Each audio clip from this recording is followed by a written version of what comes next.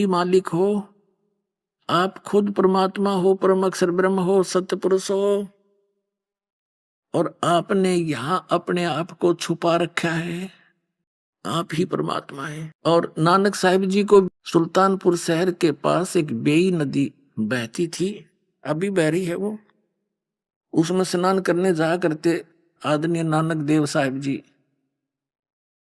और वहां परमात्मा जिंदा महात्मा का रूप बनाकर गए थे। दरिया में डुबकी लगाई नानक साहिब ने स्नान करने के लिए, उनको अंतर ध्यान कर दिया और सचखंड लेकर गए। शरीर को अप स्ट्रीम में जिधर से जल आ रहा था उस साइड में छुपा दिया। 3 दिन तक अपने पास रखा, सौर्य ब्रह्मांडों से परिचित कराया, अपनी सतीति से परिचित कराया। फिर उनको बताया था कि मैं बनारस में रहता हूं, काशी शहर के अंदर, इस जम्बू द्वीप भारत में, और वहां आना तुझे सतनाम दूंगा। तीसरे दिन नानक साहब जी को वापस छोड़ा। उन्होंने प्रथम उदासी बनारस की थी। वहां जाकर जब भगवान को देखा, कपड़ा बनते हुए जुलाहे के रूप में, धानक के रूप में, और वही सूरत जो कि तुम तो सतलोक में देखी थी जिंदा महात्मा के रूप में, फिर सतलोक में देखे थे तख्त के ऊपर सिंहासन पर बैठा उस पूर्ण परमात्मा को, अकाल मूर्त को, और वो नीचे कपड़ा बुनने लग रहा। तब कहा था, फाई सूरत मलुकी वेश, ए ठगवाड़ा ठगी देश, खरा सियाणा बहुता बार, ये धानक रूप रहा करतार, लोगो धानक रूप रहा करतार। ये गुरु ग्रंथ साहिब के अंदर नानक साहिब जी की महिला पहला की वाणी पृष्ठ नंबर 24 पर अंकित है, जो दास ने आपको सुनाई। फिर 721 पृष्ठ पर नानक साहिब जी की वाणी है महिला पहला की, एक अर्ज गुप्तम पेश तोदर कौन करतार, हक्का कबीर करीम तू बे ऐब परवरदिगार। फिर 731 पृष्ठ पे गुरु ग्रंथ साहिब जी में लिखा है कि नीच जात परदेसी मेरा, खिल आवे तिल जावे, ताकि संगत नानक रहंदा, कैसे मुंडा पावे। नीच जात परदेसी मेरा, ओए होए, एक पल में यहां होता है, एक पल में ऊपर यू, अब इसका कैसे अंत पाऊं मैं, प्यार में बोल रहे हैं। फिर आदरणीय दादू साहिब जी को लेकर गए थे सचखंड में, 3 दिन में वापस छोड़ा था, वो अचेत पड़े रहे। तीसरे दिन उठे, जब कहा था, जिन मुझको निज नाम दिया सोई सतगुर हमार, दादू दूसरा कोई नहीं, ये कबीर सिरजनहार। ओए होए, तो पुण्यात्माओं who is God, Kabir is God. और वही जो काशी में आया था वो पूर्ण परमात्मा है।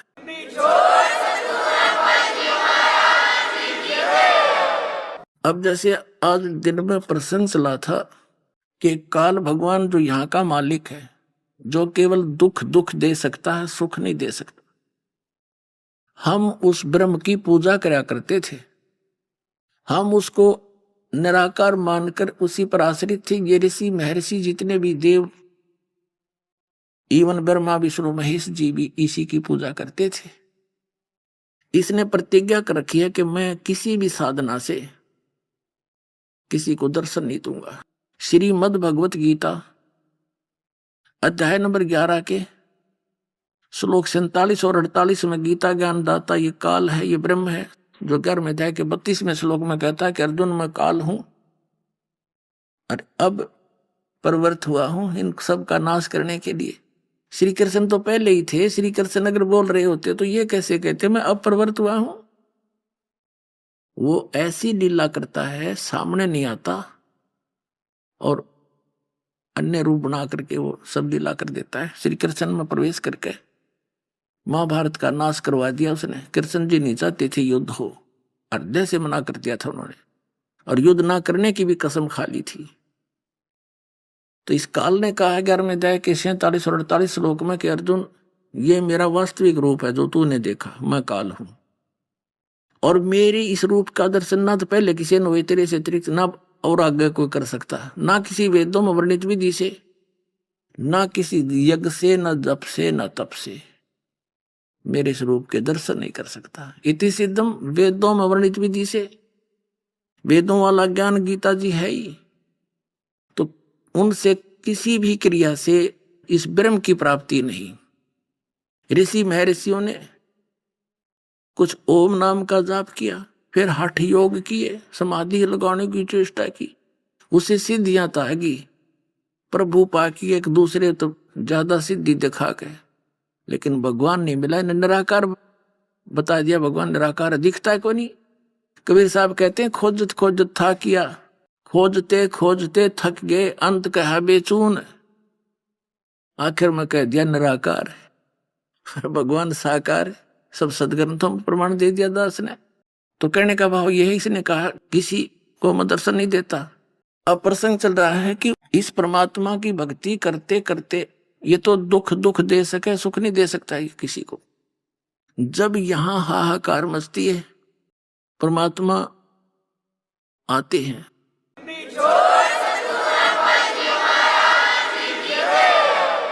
जैसे 600 वर्ष पहले परमात्मा आए थे, उस समय धर्मदास जी को मिले थे और धर्मदास जी से कहा था कि धर्मदास, मेरा और इस काल का वचन है कि कलयुग में इसने कहा जी कितने जीव ले जाना, मैं कोई बाधक नहीं बनूंगा।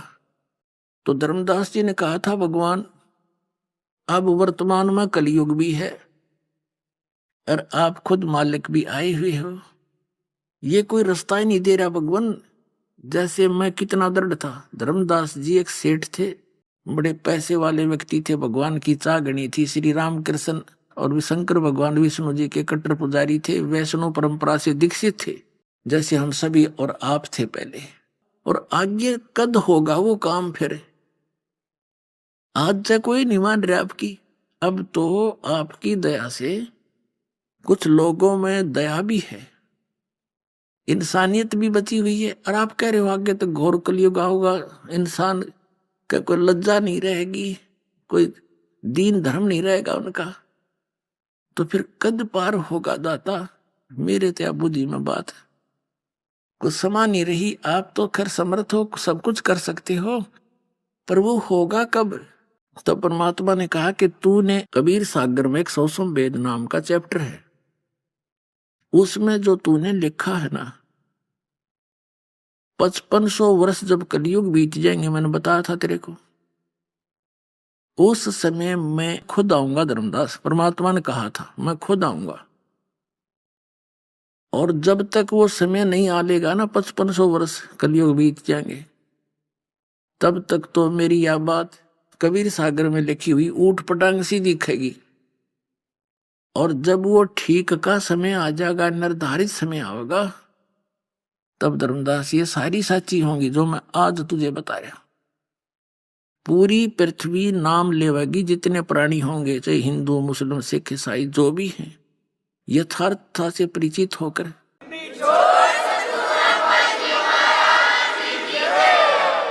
और पूरी पृथ्वी पर सतयुग जैसा माहौल बनेगा। माया की दौड़ समाप्त होगी, भगवान पर आस्था दृढ़ होगी, भगवान से ही डिमांड करेंगे और भगवान उनकी सारी पूर्ति करेगा। परमात्मा जो कर सकता है वो राजा भी नहीं कर सकता। पुण्यात्मा और राजा भी, जब कोई ऐसी परिस्थितियां उत्पन्न हो जाती हैं राजा को, वो भी भगवान से ही याचना करता है। तो हम उस परमात्मा से सीधे संबंधित हो गए, वो एक पल में आपकी सब समस्याओं का समाधान करेगा और आपको वो वस्तु दे देगा जो आपको आवश्यक होगी, आप सोच भी नहीं सकते। ये सत्कर मान लेना, मैं कोई बालक नहीं, कोई स्वार्थवश अलग से कोई ये सांग जोड़ा है, मैं कोई स्वार्थवश नहीं, परमात्मा का भेजा हुआ दास है, उसका दास के सिर पर हाथ है, और जो दास कह रहा है सारी सच्ची मान लेना, इसमें इतनी भी त्रुटि ना समझना, इसमें तुम्हारा भला होगा।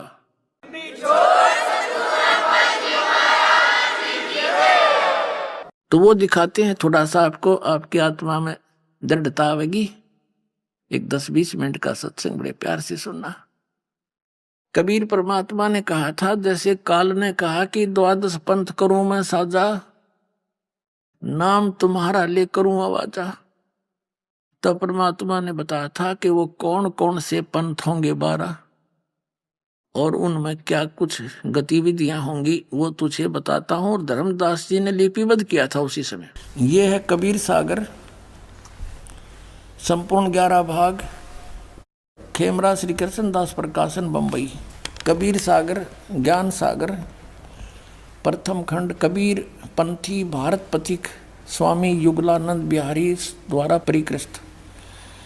मुद्रक एवं प्रकाशक हैं खेमरा श्री कृष्णदास, अध्यक्ष श्री वेंकटेश्वर प्रेस, खेमरा श्री कृष्णदास मार्ग, मुंबई।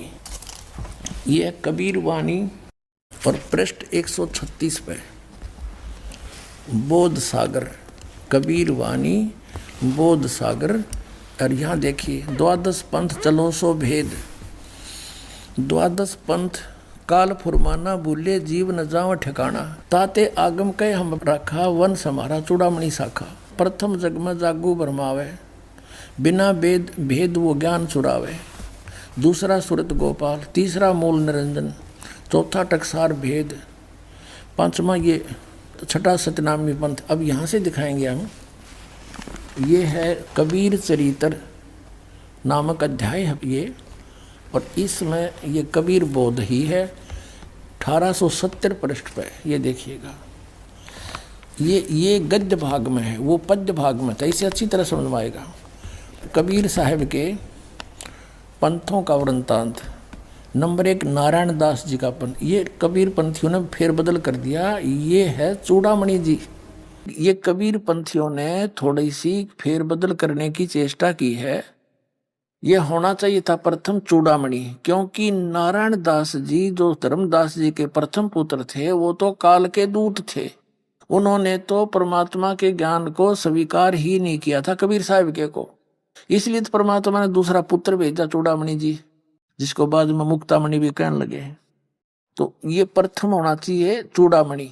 इन्होंने नारायण दास हटा दिया। और देखो, ये है चूड़ामणि जी, और दूसरा यज्ञदास, और तीसरा सूरत गोपाल, चौथा मूल निरंजन, पांचवा टकसारी पंथ, छठा भगवान दास का पंथ, सातवां सतनामी पंथ, और आठवां कमाली पंथ यानी कमाल वाला पंथ, नौवां राम कबीर पंथ, फिर 10वां प्रेम धाम की वाणी पंथ, 11वां जीवा पंथ, और 12वां है गरीब दास पंथ। अब हम फिर आगे अध्याय कबीर वाणी पर। वो कबीर चरित्र था। बोध सागर वही चल रहा है। इसमें अलग अलग चैप्टर हैं 136 पृष्ठ पे। अब आओगी समझ में। द्वादश पंथ काल फरमाना, भूले जीव न जाओ ठिकाना। ताते आगम कह हम राखा, वंश हमारा चूड़ामणि शाखा। यानी प्रथम तो चूड़ामणि है, ये गलत लिखा है चूड़ामणि, यानी गलत लिखा है ना। पर ये दूसरा जागू, तीसरा सूरत गोपाल, मूल निरंजन की वाणी, टकसार पंथ, यो भगवान दास पंथ, यो जीवा का पंथ, और ये सतनामी पंथ, ये जीवा का पंथ, वो भगवान दास पंथ, राम कबीर पंथ। और यहाँ देखो, अब ये है बर्मा, संवत 1775 गरीबदास जी का पंथ है यो। और तादिन प्रेम प्रगटे जग सोई।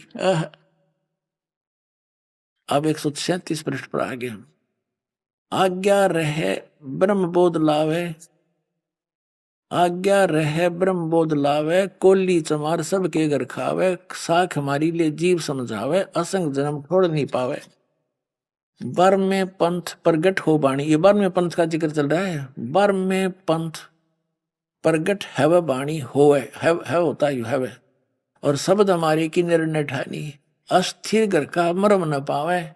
ये 12 पंथ हम ही को ध्यावे। कबीर कबीर करेंगे, लेकिन सथाई लोग सतलोक नहीं जा सकते, क्योंकि इनके पास यथार्थ भक्ति नहीं होगी। और बर में पंथ हम ही चल आवे, और सब पंथ मिटा के एक पंथ चलावे। हो गया क्लियर। 12वां पंथ गरीबदास का पंथ, और उस 12वें पंथ में हम ही चलकर आवेंगे, सब पंथों को मिटाकर एक पंथ चलाएंगे। पुण्यात्मा ये दास है वो।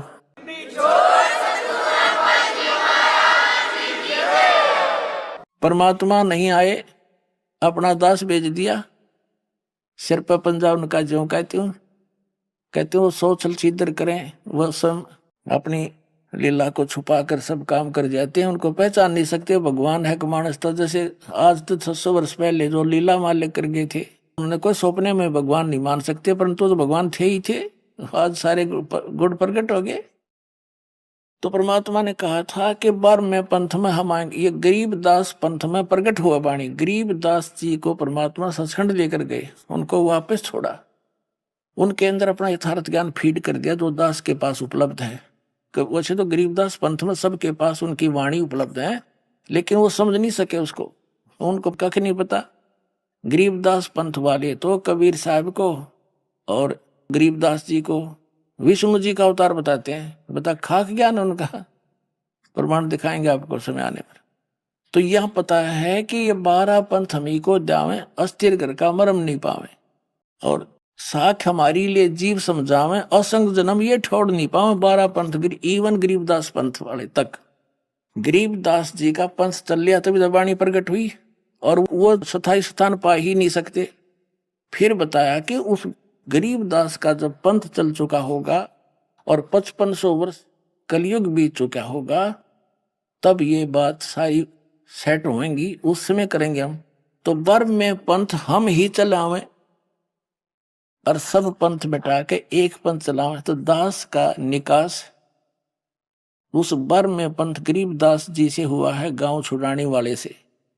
मेरे पूज्य गुरुदेव जी वहां जाया करते थे। फिर मुझे एक दिन उन्होंने स्पष्ट कह दिया था कि मैं जब सतलोक चला जाऊं उसके बाद छुड़ानी में मत आना तू। यहाँ के लोग उस ज्ञान के गाहक नहीं है, ग्राहक नहीं है। तो उसके बाद दास ने वहां झांक्या भी नहीं, जाके आदेश हुआ उसी टाइम छोड़ दिया था। तो कहने का भाव यह है कि गरीब दास पंथ से दास का निकास है। और अब आपके समक्ष है और दिखाता हूं। अब कथा है ना, बार में पंथ प्रगट हो बाणी, शब्द हमारे का निर्णय ठानी।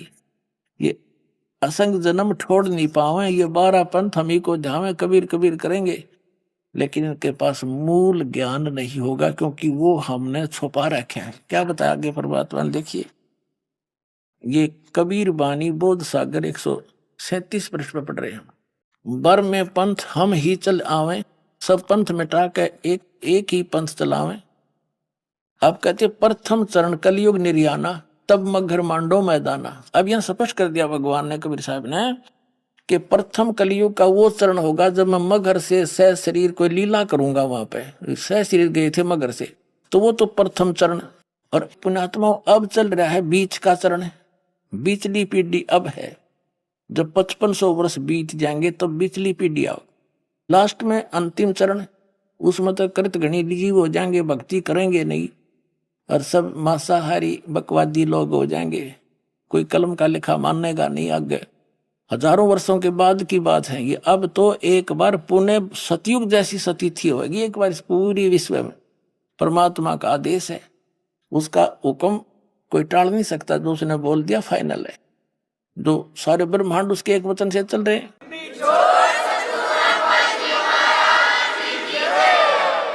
तो क्या बताया, प्रथम चरण कलयुग निर्याना, तब मगर मांडो मैदाना। अब यहां देखो 5500 पाचा, तब ये शब्द होगा साचा। जो माज कह रहा हूं धर्मदास, 600 वर्ष पहले भगवान कह रहे थे कबीर जी के जब यो 5505 कलयुग बीत जाएगा, तब यह मेरी बात सच्ची होगी जो मैं आज कह रहा हूं।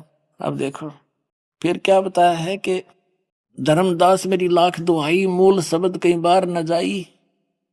पवित्र ज्ञान तुम जग में बाखो, मूल ज्ञान गुप्त ही राखो, गोई राखो।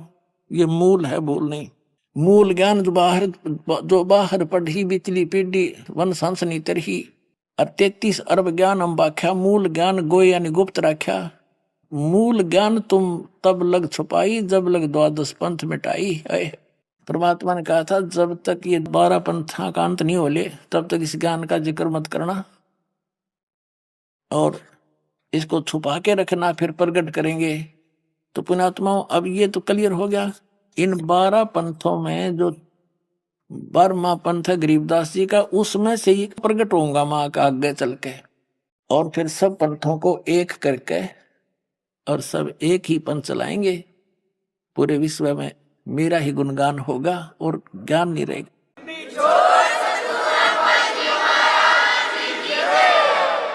अब यहां देखिएगा, अब कबीर बानी 134 पृष्ठ पे हम पढ़ेंगे फिर। अब यहां देखो, इसमें 13वें वंश का जिक्र है। प्रथम वंश उत्तम, ये चूड़ामणि।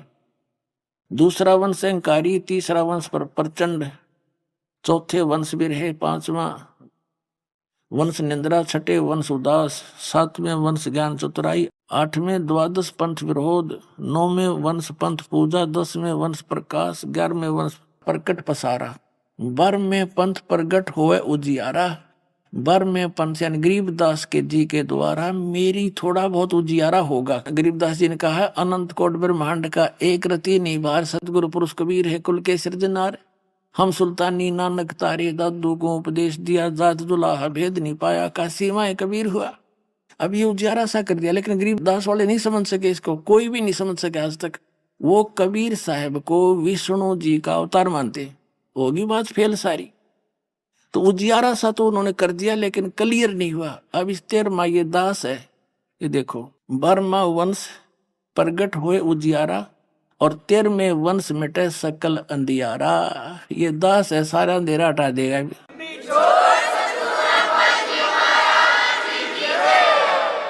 कबीर साहब ने कहा है कि 9 मन सूत उलझिया, ऋषि रहे जखमार, और सतगुरु ऐसा सुलझा दे, उलझे ना दूजी बार। कलयुग में भक्ति ज्ञान तो उलझे नहीं का, कोई भक्ति करियो चाहे ना करियो, और करेंगे भगवान का आदेश है, करेंगे।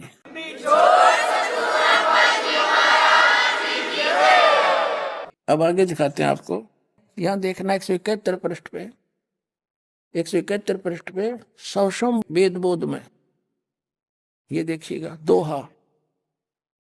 5 सहंस, 5 सहंस माने 5000 और 500, जब कलयुग बीत जाए, हाय हाय हाय, महापुरुष फरमान तब जगतारण को आए। 5 सहंस, 5 सहंस माने 5000 और 500, जब कलयुग बीत जाए, महापुरुष फरमान जगतारण को आए। हाय हाय, अपने आत्मा परमात्मा आए थे कबीर परमेश्वर, उसमें अपनी महिमा आप बताया करते, उन्हें जाननिया कोई दूसरा नहीं था। कुछ महापुरुषों को सचखंड लेकर गए, वापस छोड़ा, फिर उनके गवाह बने थे, संख्या में बहुत ही कम थे। आप आरती आप साजे, आप किंगर आप बाजे, आप ताल झांझनकारा, आप नचाप देखन आ रहा, कह कबीर ऐसी आरती गाऊं, आप मध्य आप सुनाऊं।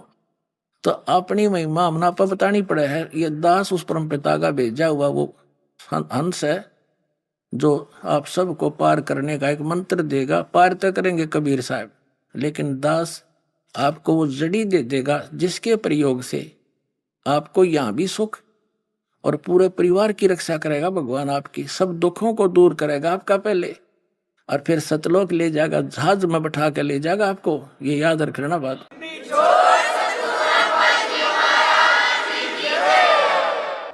5 सहंस, 5 सहंस माने 5000 और 500, जब कलयुग बीत जाए, हाय हाय हाय, महापुरुष फरमान तब जगतारण को आए।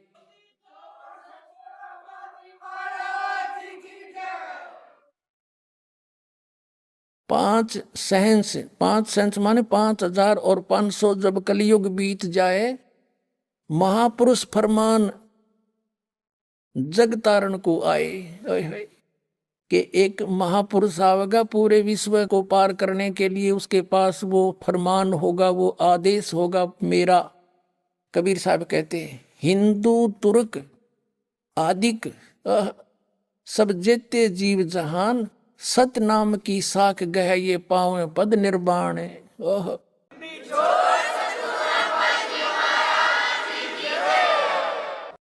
कहते हिंदू तुर्क, हिंदू मुसलमान आदिक यानी और भी उस समय जो अन्य पंथ मजहब बन जाएंगे, जैसे सिख धर्म आदि।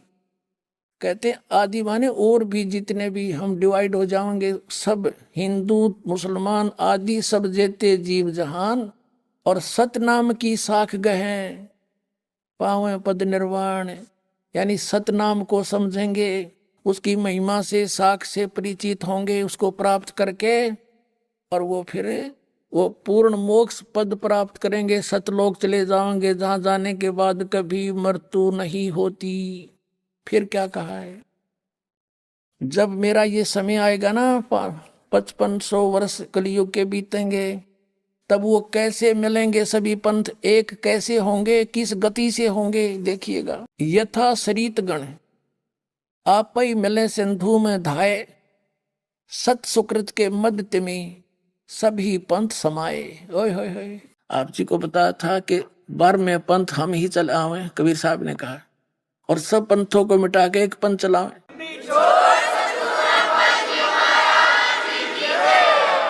अब यहां बता दिया कि जो एक पंथ चलाया जाएगा वो यथार्थ और सुकृत पंथ होगा, वो सत्य सुकृत पंथ होगा, सच्चा निर्मल। उसमें सभी पंथ ऐसे समा जाएंगे जैसे दरियाएं दौड़ के पूरी स्पीड से समुद्र में जाके और एक जैसी हो जाती है, कोई भेद नहीं रहता। यहाँ देखा है, जब लग पूर्ण होए नहीं ठीक का तिथिवार, ठीक माने निर्धारित समय 5505, वह ठीक दर राखी 5500 वर्ष जब कलयुग बीत जाएंगे। जब लग पूर्ण होए नहीं ठीक का तिथिवार, यो ठीके को नहीं है, और कपट चातुरी तब लोग, यो सब वेद निराधार है। अब धर्मदास जी मायूस हो रहे थे कि भगवान आज तो इतनी बिजली गिर रही, कोई मानता नहीं आपकी बात ने, तो फिर कौन मानेगा। परमात्मा ने कहा जो तूने सौसम वेद में लिख दिया ना धर्मदास, यह उस समय सच्ची होगी मेरी बात। जब 5500 वर्ष कलयुग बीत चुका होगा, तब तक तो ये वाणी निराधार और ऊट पटांग सी दिखेगी। अब देखो 500-600 वर्ष पहले से कबीर पंथी पढ़ते आ रहे हैं, और वो भी कहते आए हैं कि कलयुग में सतयुग जैसा माहौल होगा, सतयुग जैसा माहौल होगा। अरीब तो ही नहीं हो लिया वो, तो उनको भी इस पर अविश्वास सा हो गया था। लेकिन परमात्मा ने कहा था जब हमने वह ठीक दर रखी है ना, ठीक यानी निर्धारित समय कर रखा है, तब ये मेरी बात सारी सच्ची होंगी। तो पुण्यात्मा भी देख लेना, कुछ ही समय में, थोड़ा ही समय में पूरे विश्व में जाएगा यो ज्ञान, और सबको शरण मिलेगी भगवान की।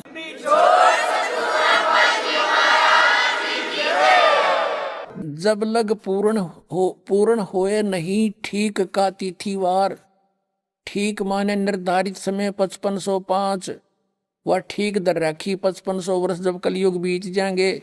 जब लग पूर्ण होए नहीं ठीक का तिथिवार, यो ठीके को नहीं है, और कपट चातुरी तब लोग, यो सब वेद निराधार है। तब तक वो कपट चातुरी रखने वाले व्यक्ति ने कहेंगे बकवाद कर रखी है, निराधार बातें हैं, ऐसा नहीं हो सकता। कहते जब लग तो मेरा सौसम वेद जो मैं बोल रहा हूं यो ज्ञान निराधार महसूस होगा, और सब ही नार नर शुद्ध, जब वो समय आ जाएगा, यो ठीक का दिन आवंत, आवंत है अंत नहीं, ये कहा कि सब ही नारी और नर शुद्ध तब, जब ठीक का दिन आवंत, और कपट चातुरी छोड़ कर वो शरण कबीर गहनते। बोलो सतगुरुदेव। आ गया वो ठीक का दिन, अब आ चुका पुण्यात्मा वो ठीक का दिन। सब ही नारी नर शुद्ध, यानी सब बुराई त्याग देंगे, हाहाकार मचरी, लूट खसोट रिश्वत खोरी, दहेज ले लेके एक दूसरे को सता रहे हैं। कहते हैं सब ही नारी नर शुद्ध तब जब ठीक का दिन आवंत, यू आवंत है, और कपट चातुरी छोड़ कर वो शरण कबीर गहनते।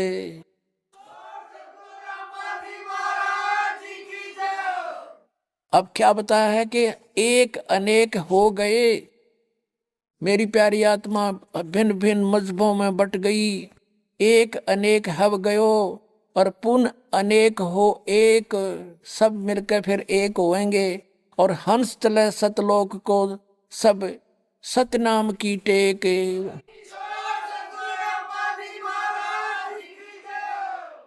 देख कितना कमाल कर दिया परमात्मा ने कि एक अनेक हो गई, नारे नारे मजहबों में धर्मों में बांट दिया इस काल ने हमें आपस में लड़ा मारने के लिए।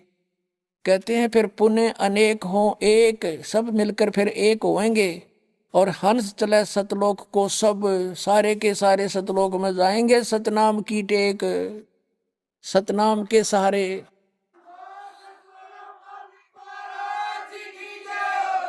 आगे क्या कहा है कि सभी के सभी सतलोक चलेंगे और सतनाम की टेक उस 2 अक्षर के मंत्र के सहारे उसकी भक्ति की टेक से सतलोक जा सकेंगे। जो इन काल के पंथियों ने पता भी नहीं सतनाम क्या है, खान का है कि पीण का, कोई सथान है या नाम है। अब क्या बताते हैं परमात्मा कि घर घर बोध विचार हो, दुर्मति दूर बहाए, कलयुग में एक हवे सोई और बरतें सहज सुभाए।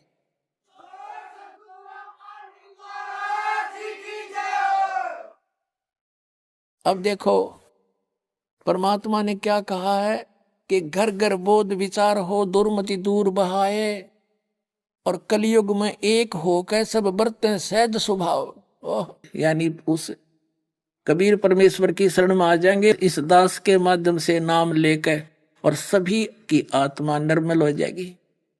अपने आत्माओं छोटे छोटे बच्चे भी इस नाम को प्राप्त करके चिंतित होते हैं, बार बार पूछते हैं महाराज जी मेरा नाम तो अखंडित नहीं हो गया, ऐसे मेरा बीड़ी का हाथ लग गया था। तो पुण्यात्माओं यो तो आ गया सतयुग, थोड़े दिन में देख लेना। और बच्चा कभी सारंग चिड्डा कर कभी गलती ना करे हुए। तो इतना भय हर एक व्यक्ति भाई बहन जो मर्यादा बताई है, क्योंकि समाज ऐसा है हमारा भी, उनको ये ज्ञान नहीं, वो अपने उस परंपराओं पर दृढ़ हैं, लेकिन उन्हीं के अंदर आप जी ने रहना है। फिर भी कोई गलती होने की शंका होती है तो भयभीत हो जाते हो। कुछ दिनों में हमारी अधिकता हो जाएगी और वो भी हमारी बात को मानने शुरू कर देंगे। तो फिर सबको भय बनेगा इस बात का कि भगवान नाम खंड नहीं होना चाहिए, और चाहे कुछ भी हो जाए ये एक असली धन है। और ये सही रहेगा तो आपके घर में भी सुख, शरीर में भी सुख और मोक्ष प्राप्ति होगी, तो आपके बच्चे भी सुरक्षित रहेंगे। तो इसे धन ने कौन खोएगा? महामूर्ख। और मूर्ख ही बामरा कोई नहीं, क्योंकि ज्ञान सही हो गया। अब देखो सब ही नारी नर शुद्ध, सब कपट छोड़ के बुराई त्याग देंगे सब नर नारी, और जब ठीक का दिन आवंत, और कपट चातुरी छोड़ के वो शरण कबीर गहनत।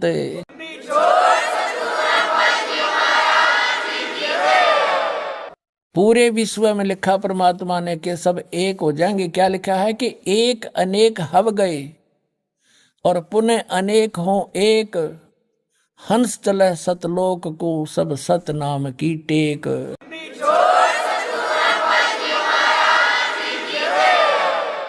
एक से हम अनेक बना दिए काल ने, हिंदू नारे, मुसलमान अलग, सिख नारे, ईसाई अलग से और नरे धर्म बना दिए, और ये मजहब पंथ गणे बना दिए। कहते हैं जैसे हम एक से अनेक हो गए और पुनः फिर हम अनेक से एक होवांगे, पुनः अनेक हो एक, और हंस चले सतलोक को सब सत नाम की टेक। ओए होए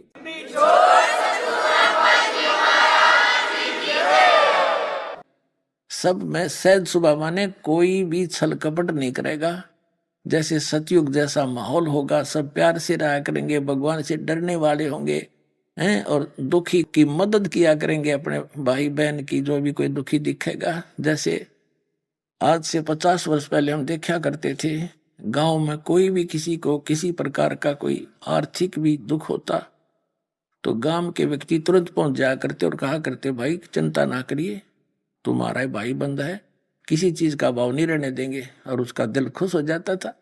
तो ऐसी स्थिति फिर से आएगी अब, और तभी हम मानव होंगे ना। तो पशुओं जैसा कर्म है, उसके उसके मिलावट कर दिया, उसको झूठ बोल दी है, वहां अटपट कर दिया, मन में दोष रखे, किसके लिए?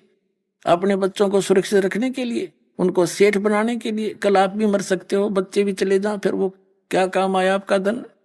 2 नंबर से जोड़ा हुआ है। और भगवान देगा अपने, इतना सुख दे देगा, सत्कर्म मानना, क्योंकि ये कलयुग है। आपको भक्ति भी देगा, कलयुग में जो आपको चाहिएगी मशीनरी वो भी देगा, और अपने कोटे से देगा भगवान। क्योंकि हम तो कितने वर्षों से आप जी सेठ बनने की चेष्टा कर रहे हो और वहीं के वहीं खड़े हो, और फिर भगवान आपके इतनी बरकत कर देगा आप सोच भी नहीं सकते। सारी टेंशन खत्म कर देगा, सब दुख दूर करेगा। पर जिस दिन दृढ़ विश्वास हो जाएगा,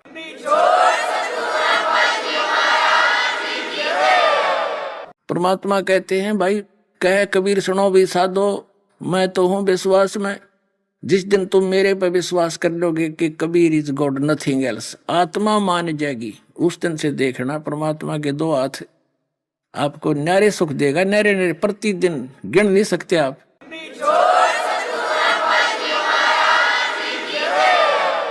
कि घर घर बोध विचार हो, मेरे ज्ञान का घर घर चर्चा चलेगी, और दुर्मति दूर बहाए, सबकी दुर्बुद्धि दूर हो जाएगी, हाहाकार मिट जाएगा, माया की दौड़, मिलावट, रिश्वतखोरी, आपस में लड़ाई खींचातानी, ये दुर्मति दूर बहाए, और कलयुग में एक होकर सब बरतें सहज शोभाए।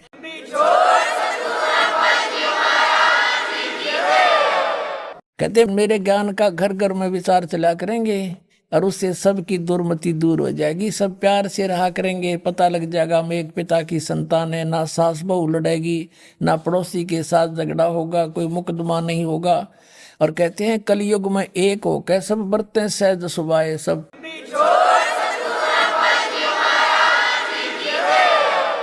वो सत्सुकृत पंथ का जो प्रवर्तक होगा वो कबीर परमात्मा ही जानो, और सबको एक समान कायदा कानून दिखाएगा, सबको समान दृष्टि से देखेगा, वो है समर्थ सत कबीर। उसको सत कबीर समझ लो, चाहे उसका कृपा पात्र समझ लो, ये दास है पुण्यात्मा, वो आपका समझ में आवता।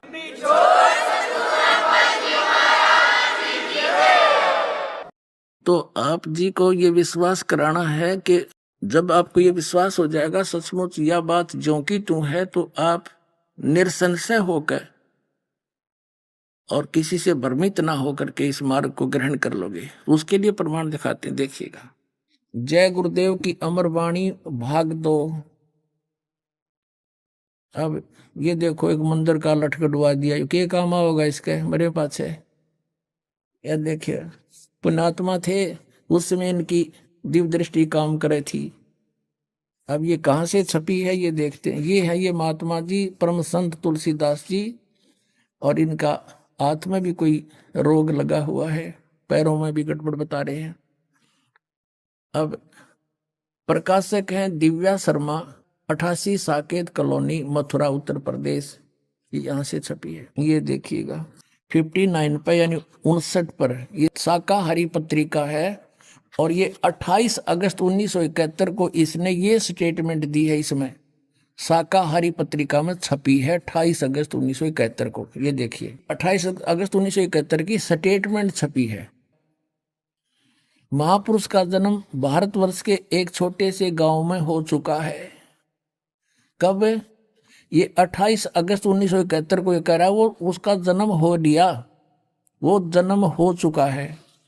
महापुरुष का जन्म भारतवर्ष के एक छोटे से गांव में हो चुका है, और वह व्यक्ति मानव इतिहास का सबसे महत्वपूर्ण व्यक्ति बनेगा।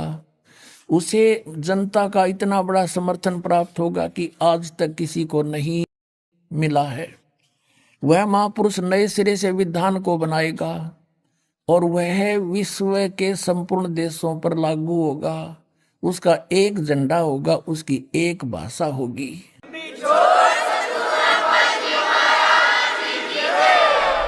अभी आपने सुने संत रामपाल जी महाराज के मंगल प्रवचन। आइए अब सुनते हैं संत रामपाल जी महाराज जी से नाम दीक्षा लेकर सतभक्ति करके अद्भुत लाभ प्राप्त करने वाले अनुयायियों के विचार। सत साहिब। क्या नाम है जी आपका? खुशबू सिंह। खुशबू जी आप कहाँ से हैं? यूपी अलीगढ़ उत्तर प्रदेश से जी। संत रामपाल जी महाराज से नाम दीक्षा आपने कब ली? 2013 में। संत रामपाल जी महाराज से नाम दीक्षा लेने से पहले क्या आप कोई भक्ति साधना भी करती थी? हाँ जी, हमने गुरमित राम रहीम से नाम ले रखा था और उन्हीं की भक्ति करते थे, और बाकी जितने सब भी देवी देवता हैं उनकी भी भक्ति हम करते थे। लेकिन वहाँ जाने के बाद हमें कोई लाभ नहीं था। वहाँ पे भक्ति करते करते भी मतलब मैं डिप्रेशन में चली गई। हमारी गृह कलेश भी होती थी। मेरे पापा जो हैं वो नशा करते थे, और घर में काफ़ी ही दिक्कतें हुई थी। तो फिर आप संत रामपाल जी महाराज की शरण में कैसे आईं? संत रामपाल जी महाराज की शरण में हम लोग ऐसे आए कि जब हमारे घर में मेरे बड़े भाई की शादी हुई थी, तो हमारे घर में झगड़ा होने लगा था। हाँ, तो बहुत सारे झगड़े होते थे। जो मेरी भैया की जो वाइफ थी वो मतलब टोने टोटके वाली थी, आए दिन मतलब कुछ ना कुछ मिलाती रहती थी। और मतलब भाई और भाभी में दोनों में झगड़ा होता था काफ़ी। तो मैं डिप्रेशन में चली गई और मुझे ये डर था कि मेरे भाई को अब ये मार देगी और मतलब कुछ आए दिन कुछ ना कुछ खिलाती हैं, कि मैं अपने सिर को ना ऐसे मारती थी दीवारों में, बेडों में, इतने खतरनाक तरीके से कि शायद अगर मैं नॉर्मल अभी मारूं तो मेरा सर फट जाएगा। और मतलब बहुत ही ज़्यादा इतनी परेशान हो गई थी मैं कि बस मुझे कोई भी जगह मिलती थी ना तो बस मैं अपना सर मारा करती थी और बिल्कुल बेहोश हो जाती थी। कोई नहीं, फिर उसके बाद हमने मतलब एक आध दो तांत्रिकों पे दिखाया, किसी ने बताया कि आप वहाँ पे दिखा लो, तो सब ने बोला कि इस पे किया हुआ है और मतलब तुम्हारे घर में बहुत जादू मंत्र चला हुआ है। तो कोई नहीं, मम्मी ने हर जगह दिखाया, हमें कोई भी लाभ नहीं हुआ था। उसके बाद फिर हम लोग आगरा गए। मुझे आगरा केसी गुरनानी डॉक्टर हैं, वहाँ पे दिखाया, वहाँ मेरा टेस्ट कराया। तो उसने बोला कि इसके दिमाग में टेंशन है और कुछ भी नहीं है। तो उसने बोला कि ये दवा है ऐसे ऐसे और इसको खा के अगर आराम मिल जाएगा तो इसे आराम मिल जाएगा, नहीं तो फिर उसके बाद तुम दोबारा इसको लेके आओ। तो मुझे वहाँ पे ले गए डॉक्टर पे।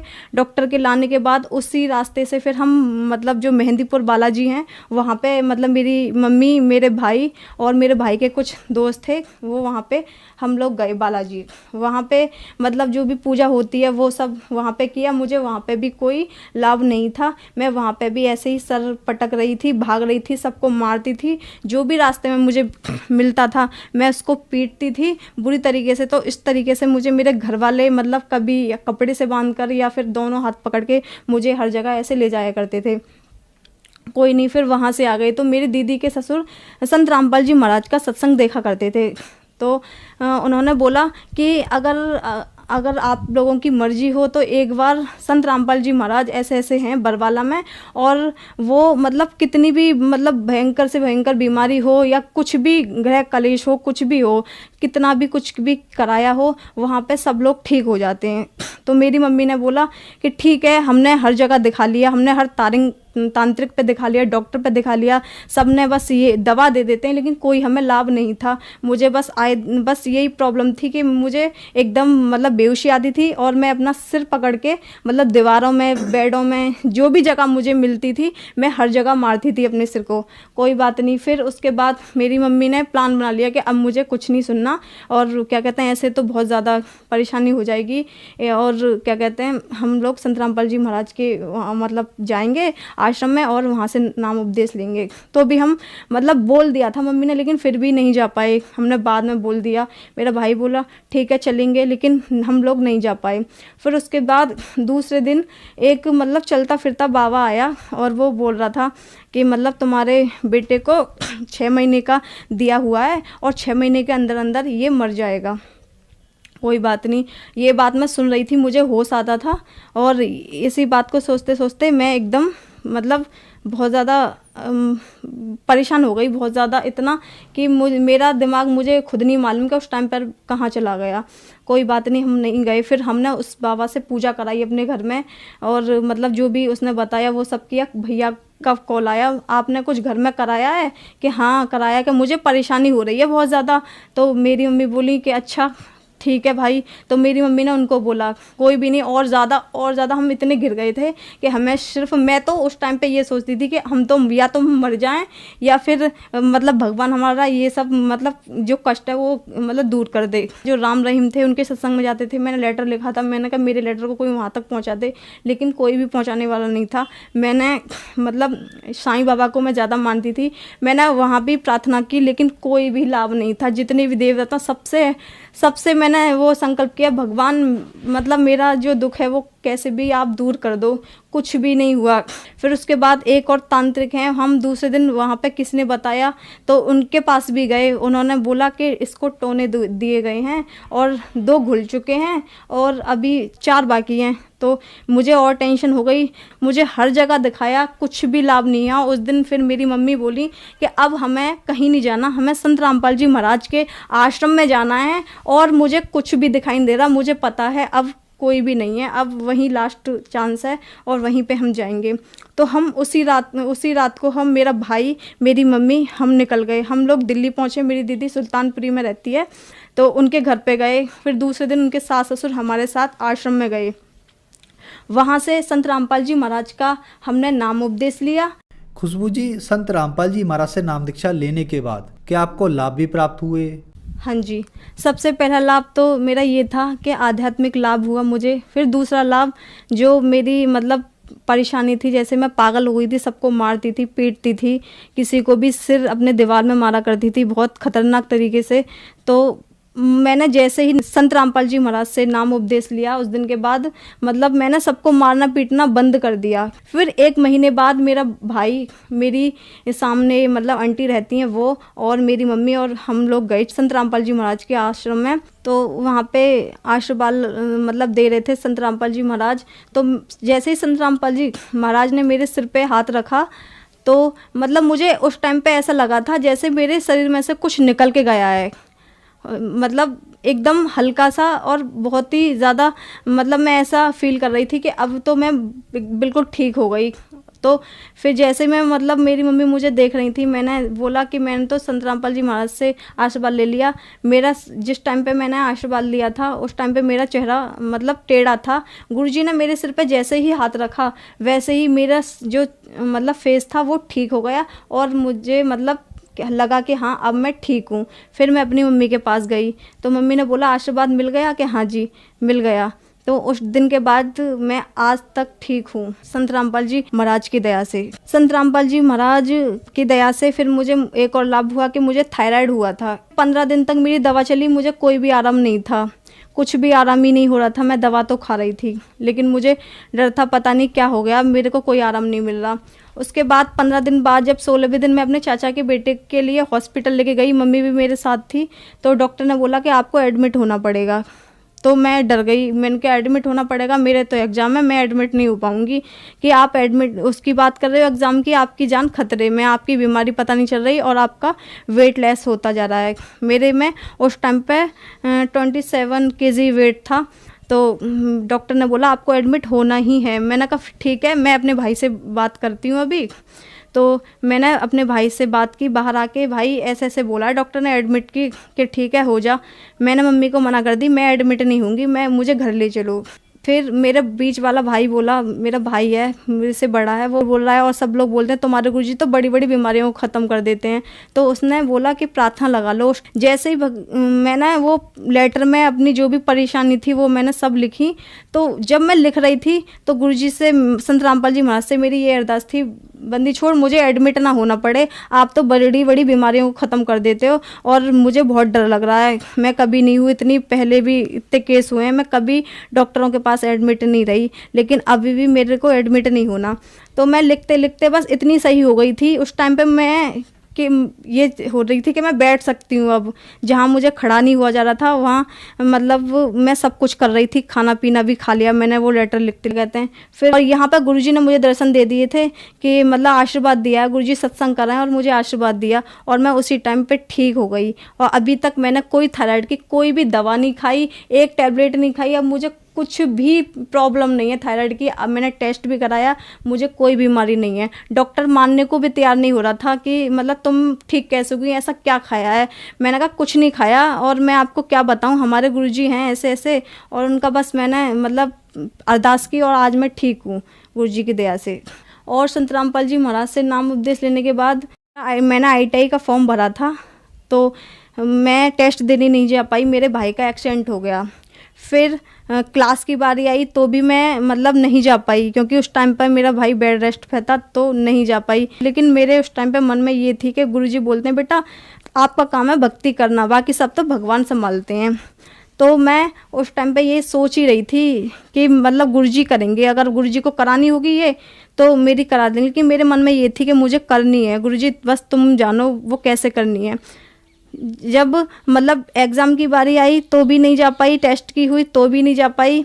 फिर रिज़ल्ट की बारी, जब फाइनल रिज़ल्ट निकलता है तो मेरे कॉलेज से कॉल आई कि मतलब आप अपना रिजल्ट ले जाओ, कब लेके जाना है। तो मैंने कहा मैंने तो कोई एग्ज़ाम ही नहीं दिए और ना टेस्ट दिए, मैंने कभी क्लास नहीं की। कि क्या बोल रही हो, तुमने टेस्ट नहीं दिया और एग्ज़ाम नहीं किया? आपने टेस्ट भी दिया है और एग्ज़ाम भी, फुल एग्ज़ाम में आप हो, और आप अपने आके मतलब मार्कशीट ले जाओ। मैंने कहा ठीक है। मैं वहाँ पे गई और आज मेरे पे मतलब ITI की मार्कशीट है। मैं गुरुजी की दया से ITI में पास हूँ। मेरे पापा मतलब संत रामपाल जी महाराज का मतलब नाम उपदेश लेने से पहले सभी प्रकार का नशा करते थे। जितने भी तंबाकू, सिगरेट, दारू, लड़ाई झगड़ा घर में, मांस मंदरा सब खाते थे। लेकिन जब से संत रामपाल जी महाराज का हमने नाम उपदेश लिया है और उन्होंने लिया है, आज हम संत रामपाल जी महाराज की दया से आज हम पूरी तरीके से स्वस्थ हैं। हर प्रकार से हमारी आर्थिक स्थिति इतनी ख़राब थी कि हम ये सोचते थे कि भगवान हम रूखी खा लें, भूखे सो जाएं, लेकिन कर्ज ना हो। हम रात और दिन यही करते थे। जैसे ही हमने संत रामपाल जी महाराज का नाम उपदेश लिया और उनकी भक्ति करी, आज हम मतलब मैं सुबह से शाम तक बोलूँगी ना तो भी मैं संत रामपाल जी महाराज के बारे में बता नहीं पाऊँगी कि उन्होंने हमें कितने लाभ दिए हैं और हम कितने खुश हैं। ये तो सिर्फ हमारे आस पड़ोस है ना, वो भी जानते हैं कि हमने संत रामपाल जी महाराज का जो नाम लिया है उसके बाद हमें कितने लाभ हैं और हमारा खर्चा कहाँ से चल रहा है, कैसे चल रहा है, हमें कुछ नहीं